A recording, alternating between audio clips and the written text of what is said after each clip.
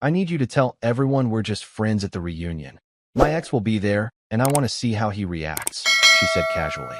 I said, okay, and walked out. Permanently. She texted after the reunion, ready to go back to normal. I said, normal ended yesterday, and turned my phone off. I, 29, male, had been with Rachel, 27, for 2 years. We lived together, split bills evenly, talked about long-term plans. I thought we were building something real. Until Thursday night, when she looked up from her phone and said, with the same tone you'd use to ask someone to pass the salt, I need you to tell everyone we're just friends at the reunion. My ex will be there, and I want to see how he reacts. I stared at her. She smiled, casual, like she'd just suggested we try a new restaurant. The high school reunion was Saturday, 2 days away. She wanted me to stand in a room full of her old classmates and pretend I didn't exist in her life. Not as her boyfriend. Not as her partner. As some convenient prop in whatever psychological game she wanted to play with a man she dated in 11th grade. I said, okay. Then I walked out. Permanently. She texted after the reunion, breezy and expectant, ready to go back to normal. I sent one message back. Normal ended yesterday. Then I turned my phone off. 2 years. That's how long I believed in us. Rachel and I met through mutual friends at a bar trivia night. She was quick, funny, good at banter. We started dating 3 weeks later. 6 months after that, she moved into my apartment when her lease ended. It felt natural, easy. We cooked together, watched shows together, fell into a rhythm that seemed like partnership. Looking back now, I can see the pattern I ignored. Small things. The way she'd mention her ex, Kyle, too often. Always in passing. Always framed as meaningless. Kyle used to hate that movie too. Kyle's cousin just had a baby. Little breadcrumbs of a person she claimed didn't matter. I never asked her to stop. It seemed petty to police casual mentions of someone from her past. I figured everyone is exes. Everyone has history. Secure people don't feel threatened by old relationships that ended years ago. But there were other things. The way she'd check her phone during dinner and smile at something, then close the screen quickly when I glanced over. The way she'd angle her body away from me when texting sometimes. The way she'd mention getting a message from an old friend from high school, but never elaborate. I didn't press. I trusted her. That was the framework I operated in. Trust until given a reason not to. The reunion invitation arrived 3 weeks ago. It came in a group text to her phone. I saw it when she showed me, laughing at some of the names. God, I haven't talked to these people in 10 years. She scrolled through the list of confirmed attendees. I watched her pause on one name. Kyle Morrison. She didn't say anything, just kept scrolling. She RSVP'd yes the next day. I asked if she wanted me to come. She hesitated just a second, then said, it's more of a classmates-only thing. I nodded. That made sense. High school reunions are weird. I wouldn't want to drag her to mine either. But Thursday night, sitting on our couch, she revised the script. Actually, you should come, she said, eyes still on her phone. It'll be fun. You can meet everyone. I said sure. Sounded fine. I'd meet her old friends, make small talk, be supportive. Standard partner behavior. Then came the second part. The part that ended everything. She set her phone down on the coffee table, screen up. I could see a text thread open. Someone named Jess. The preview showed. Is Kyle bringing anyone? Rachel looked at me. Not nervous. Not guilty. Just matter of fact. One thing though, she said. I need you to tell everyone we're just friends. I blinked. What? At the reunion. Just tell people we're friends. If anyone asks. I sat up straighter. Why would I do that? She shrugged. One shoulder. Casual. Like this was a minor logistical detail. Kyle's going to be there. I want to see how he reacts. If he thinks I'm single. The room felt smaller suddenly. Quieter. I could hear the hum of the fridge in the kitchen. The faint buzz of the overhead light. You want me to pretend we're not together? I said slowly. So you can manipulate your ex-boyfriend's emotions. It's not manipulation. She rolled her eyes, a little smile tugging at her mouth. It's just seeing if he still cares. It's harmless. Harmless. Yeah. Look, we broke up in a messy way. He didn't want it to end. I did. I just want to know if he ever moved on, or if he still hung up on me. That's all. It's not like I'm going to hook up with him or anything. I stared at her, trying to map this person onto the woman I thought I'd been living with. The woman I'd been building a life with. The woman I trusted. You want me, I said, each word deliberate. To stand in a room, next to you, and lie to everyone we meet about who I am to you. It's not a lie. We are friends. We're just also dating. Friends is a subset. Rachel. What? She looked genuinely confused by my tone. It's not a big deal. It's one night. Just a few hours. You don't even have to talk to him. Just let him wonder. Then we go home, and everything's normal. Normal. That word sat between us like something dead. I thought about the last 2 years. The rent I'd paid. The meals I'd cooked. The nights I'd held her when she was stressed about work. The time I drove 3 hours to pick her up when her car broke down. The birthday trip I'd planned. The future I'd imagined. And here she was, asking me to erase myself. To become invisible. To serve as wallpaper in her psychological game with a man she'd dated when she was 17. I felt something click into place. A clarity I hadn't expected. Cold and absolute. This wasn't something you came back from. This wasn't a mistake she'd apologize for later. This was who she was. Someone who saw me as a tool. A prop. Useful when convenient. Discardable when inconvenient. Some things you don't negotiate. Some lines, once crossed, redraw the entire map. I stood up. Okay, I said. She brightened. Really? Thank you. I knew you'd understand. It's just one night, and then. I walked to the bedroom. She followed, still talking, saying something about how it wasn't a big deal, how I was being cool about this, how she appreciated me being so chill. I pulled my duffel bag from the closet. Started packing. Clothes. Toiletries. Charger. Wallet. Keys. What are you doing? She asked. Leaving. Her voice shifted. Confusion now. Wait, what? What? I didn't stop packing. Didn't look at her. You just asked me to erase myself so you can play mind games with your ex. That's not something I'm interested in participating in. I'm not asking you to erase yourself. I'm asking you to just not mention we're dating for a few hours. That's it. Right? Not mention that I'm your boyfriend. Not mention that I live with you. Not mention that we've been together for 2 years. Just be some guy who happens to exist near you. That's what you're asking. You're overreacting. I zipped the bag. Turned to face her. No. I'm reacting appropriately. You just told me I'm less important than getting validation from someone you dated in high school. You just told me my role in your life is negotiable based on who's watching. That's all the information I need. It's one night. It's not about the night. It's about what you think of me. What you think this is. I gestured between us. You think this is something you can pause and unpause based on your convenience. It's not. Her face hardened. So you're just leaving? Because I asked one thing? After 2 years. You asked me to not exist. Yeah, I'm leaving. I walked past her. She grabbed my arm. I stopped, didn't pull away, just stood there. You're being ridiculous, she said. This is insane. You can't just leave over this. I looked at her hand on my arm, then at her face. Yes, I can. I pulled free, walked to the front door. She followed, voice rising now, half angry, half disbelieving. Fine, go. See if I care. You're making this into some huge dramatic thing when it's not. I opened the door, turned back one last time. Have fun at the reunion, I said. Then I left. I drove to my friend Marcus's place.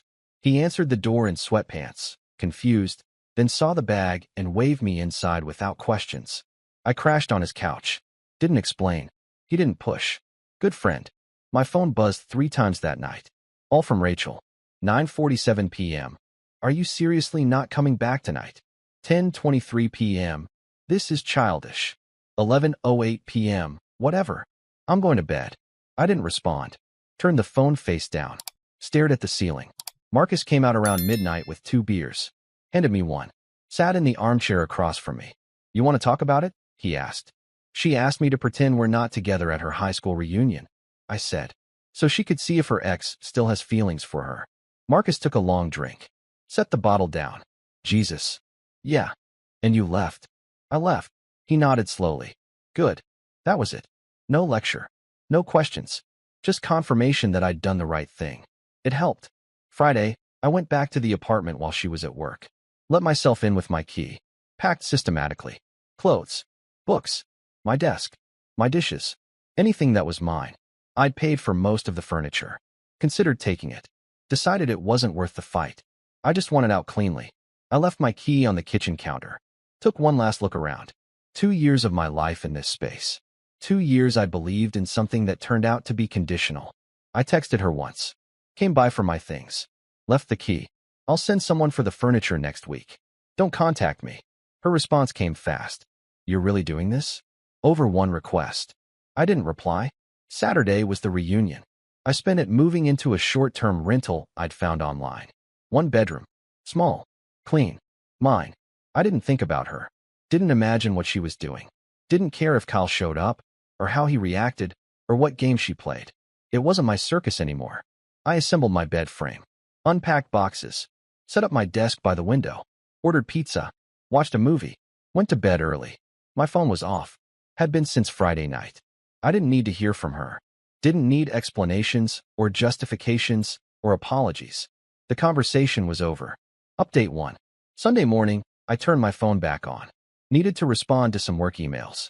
The messages loaded. 17 from Rachel. They started Saturday night. 9:14 p.m., right after the reunion would have ended. Hey, I'm back. Where are you? Are you still at Marcus's? Can we talk? Then a gap. Then more, getting progressively more confused. I don't understand why you're being like this. Call me. Seriously, call me. Then Sunday morning. Are you really not going to respond? This is insane. You can't just disappear. I came home and half your stuff is gone. What the hell? We need to talk about this. You're acting crazy. I read through them once. Felt nothing. Just watched the words like they belonged to a stranger's story. The last message came at 10:33 a.m. Sunday. Okay, I get it. You're mad. Can we please just talk and go back to normal? Whatever I said wrong, I'm sorry. Just come home. Go back to normal. She actually thought normal was still an option. I typed one message. Short. Final. Normal ended yesterday. Sent it. Then I blocked her number. Blocked her on every platform. Instagram. Facebook. WhatsApp. Everywhere. Marcus texted an hour later. Rachel just called me asking where you are. Told her I don't know. She sounded pissed. I replied, thanks for covering. She's blocked now. If she keeps calling, don't answer. Copy that. You good? Better than I've been in a while. Monday, I focused on work. Dove into a project I'd been putting off. Had a productive day. Met a coworker for lunch. Felt lighter. Like I'd been carrying weight I didn't realize was there until it was gone. Tuesday afternoon, Marcus called. You're not going to believe this, he said. Try me. Sarah just texted me. Sarah was his girlfriend. She knew Rachel through some mutual friend network. Apparently, Rachel spent the whole reunion telling people about Kyle. Asking questions. Trying to figure out his situation. He showed up with his fiancée. I laughed. Couldn't help it. His fiancée. Yeah. Rachel didn't know. Thought he was single. Spent the night trying to get his attention. He barely acknowledged her. Was too busy with his actual partner. So she played herself. Completely. And now she's telling everyone you broke up with her out of nowhere. That you're unstable. That she doesn't know what happened. Of course she is. Sarah says most people aren't buying it. A few of Rachel's closer friends are asking questions. Apparently, this isn't the first time Rachel's pulled something like this. That caught my attention. What do you mean? Sarah didn't give details. Just said Rachel has a pattern. Uses people. Drops them. Rewrites history. I filed that information away. Didn't change anything. But it confirmed what I already knew. I'd gotten out at the right time. Update 2. Wednesday, I got a Facebook message request. Someone named Jess. I didn't recognize the name immediately, then remembered. The text thread on Rachel's phone. Is Kyle bringing anyone? I accepted the request. Read the message. Hey, I'm one of Rachel's friends from high school. I don't know if she mentioned me. I heard you two broke up. I wanted to reach out because I think you should know some things. I typed back. I'm listening. Her response came fast. Rachel's been like this since high school. She dates people but keeps tabs on her exes. Always wants to know if they still care. It's like she collects them. Kyle broke free by getting engaged. Didn't tell anyone until the reunion because he knew she'd show up and make it weird. He was right. She told me they broke up messy. That he didn't want it to end. That's backwards. She broke up with him senior year because she got bored. He moved on. She couldn't handle it. Kept trying to get his attention for years. Finally, he just stopped responding. I read that twice. So the narrative she'd fed me was inverted. She was the one hung up. Not him. Jess kept typing. She dated a guy named Matt our sophomore year of college. Did the same thing. Wanted him to come to some party and pretend they weren't dating so her ex from freshman year would wonder. Matt told her no.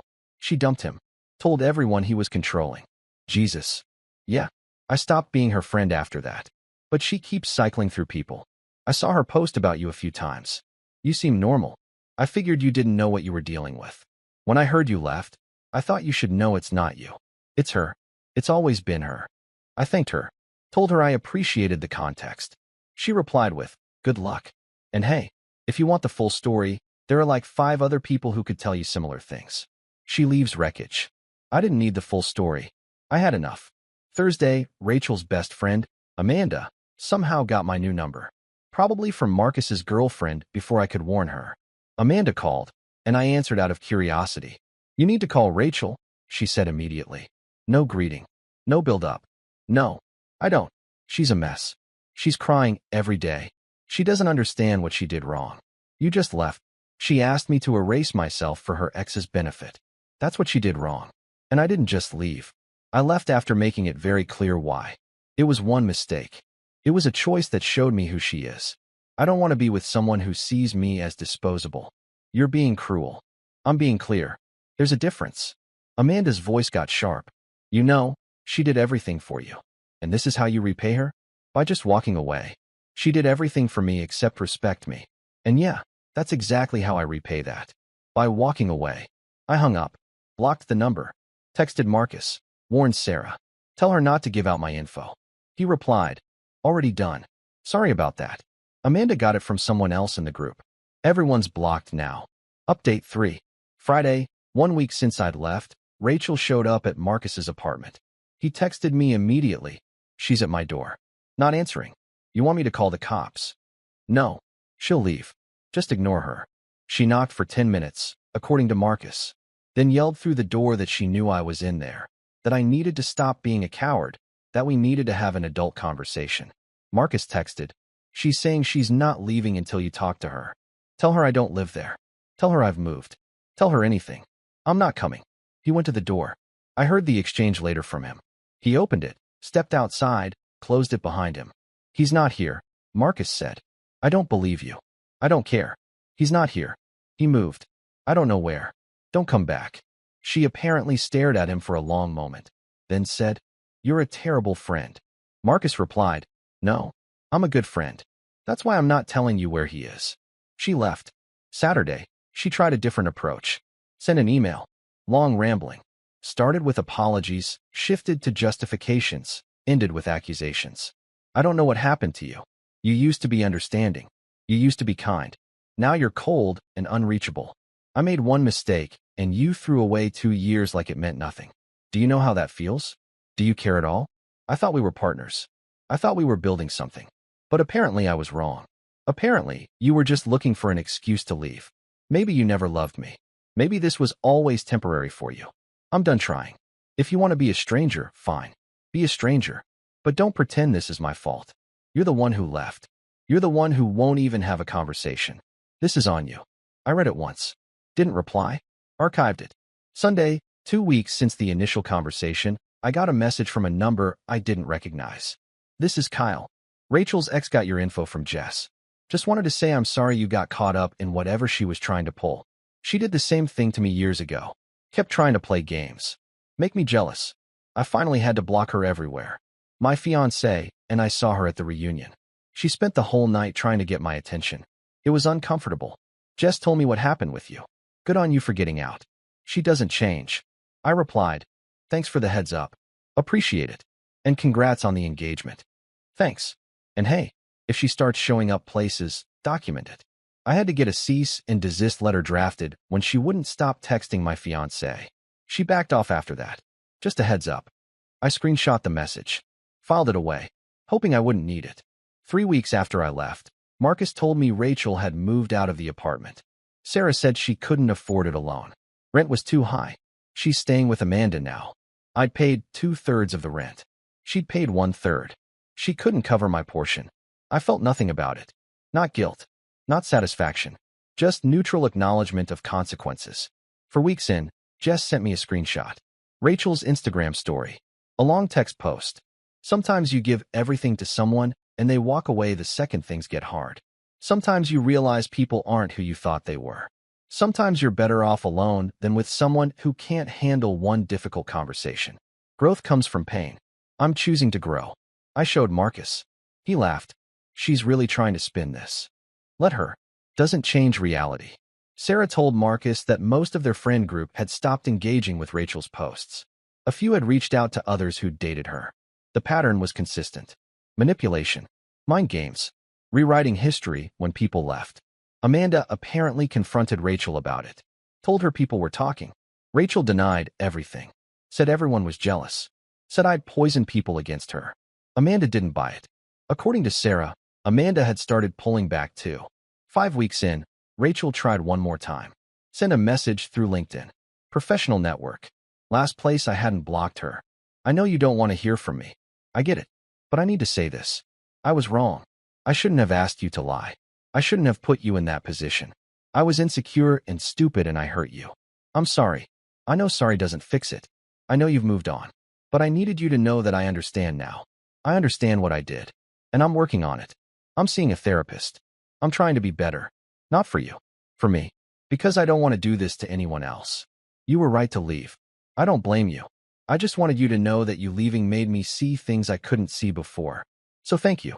And I'm sorry. I won't contact you again. I read it. Reread it. It sounded genuine. Maybe it was. Maybe she really was working on herself. Didn't matter. The door was closed. I didn't reply. Just archived the message. Blocked her on LinkedIn too. 6 weeks in, I ran into one of her co-workers at a coffee shop. Didn't plan it. Just random encounter. She recognized me from a holiday party Rachel had dragged me to last year. Hey, you dated Rachel, right? Used to. Yeah. She hesitated. I don't want to overstep. But she's been talking about you at work. A lot. Telling people you were abusive. That you controlled who she could talk to. I felt my jaw tighten. That's not true. I know. I've seen her do this before. She dated someone in our department 2 years ago. Same thing. He left. She rewrote the story. I just thought you should know in case it gets back to you. Appreciate the warning. For what it's worth, I never believed her. Neither do most of us. She's got a reputation. I thanked her. Left. Felt the anger rising for the first time in weeks. Not at her lies. At the audacity. The entitlement. The inability to just let it end. I called a lawyer friend that afternoon. Asked about defamation. He said unless she was putting it in writing or it was affecting my job, there wasn't much to do. Told me to document any written statements if they showed up. Keep records. I started a folder. Screenshots. Messages. Timestamps. Just in case. 2 months after I walked out, I was sitting in my new apartment, smaller but mine, and I realized something. I felt free. Not relieved. Not vindicated. Just free. Free from monitoring my words to avoid triggering insecurity. Free from wondering if I was enough. Free from the constant low-level anxiety that came with being with someone who saw relationships as games. I'd started seeing someone new. Met her at a work conference. Emma. 31. Consultant. Sharp. Direct. No games. On our 3rd date, she asked me about my last relationship. I told her the short version. The request. The walkout. The aftermath. She listened. Nodded. Then said, "Good for you. That's not something you come back from." That's what I figured. Some people think boundaries are negotiable. They're not. You don't owe anyone a second chance when they show you who they are that clearly. I liked her more after that conversation. Marcus asked me once if I regretted it. If I ever wondered if I'd overreacted. No, I said. She asked me to stop existing for her convenience. That's not overreacting. That's responding appropriately. Fair. The thing is, I said, I don't even think she understands why it was so bad. She still sees it as, I asked one thing, and he blew up. She doesn't get that the one thing revealed everything else. Some people never do, Marcus said. 3 months in, I got a message from a mutual acquaintance. Someone I barely knew. Asking if I'd heard about Rachel. I almost didn't answer. Then curiosity got me. Heard what? She's dating someone new. Same pattern. Already trying to control how he interacts with people. One of his friends reached out to me asking if I knew anything about her. I told him to run. Did he? Don't know yet. Some people have to learn the hard way. I thought about that. About the cycle. About how Rachel would probably keep doing this until someone or something forced her to change. But that wasn't my problem anymore. I replied, "Thanks for the update. Hope he figures it out." Then I deleted the conversation. Didn't need to track her anymore. Didn't need to know. For months after I left, Emma and I were walking through a bookstore. She stopped in the travel section. Pulled a book about Iceland off the shelf. "I've always wanted to go here," she said. Me too. Let's plan it. She looked at me. Really? Yeah. Why not? We booked tickets that night. 3 months out. Reykjavik. Northern Lights. Hot Springs. A trip built on wanting to experience something together, not on proving anything to anyone. The night before we left, I got one last message. From Amanda, Rachel's former best friend. Just wanted to tell you something. Rachel finally admitted what she did. Took her 4 months, but she told me the truth about why you left. Said she asked you to hide your relationship at the reunion. Said she realizes now how messed up that was. Said she's genuinely in therapy. I don't know if you care, but I thought you should know she's at least owning it now. I read the message. Felt nothing. No anger. No satisfaction. Just mild acknowledgement. I typed back. Thanks for letting me know. I hope therapy helps her. Then I turned my phone off. Packed my bag. Got ready for Iceland. Emma asked me that night if I ever thought about Rachel. Sometimes, I said. Not in a missing her way. More like remembering a lesson. What lesson? That some people see relationships as performances. And I'm not interested in performing. She kissed me. Good. Neither am I. We left for Iceland the next morning. I didn't think about Rachel on the plane. Didn't think about her in Reykjavik. Didn't think about her when we saw the Northern Lights, or when we sat in the Blue Lagoon, or when we hiked to a waterfall. I thought about the life I was building, the person I was with, the future that looked nothing like the past. Normal had ended that day in the apartment. But normal had been a trap anyway. Something that looked stable but wasn't. Something that required me to shrink. This, what I had now, wasn't normal. It was better. It was real. Built on respect. On honesty. On two people who saw each other as people, not props. Rachel had wanted to see if her ex still cared. In the process, she'd shown me that she didn't care. Not about me. Not about what we'd built. Not about anything except her own validation. And I'd walked away. Permanently. Some doors, once closed, stay closed. This was one of them.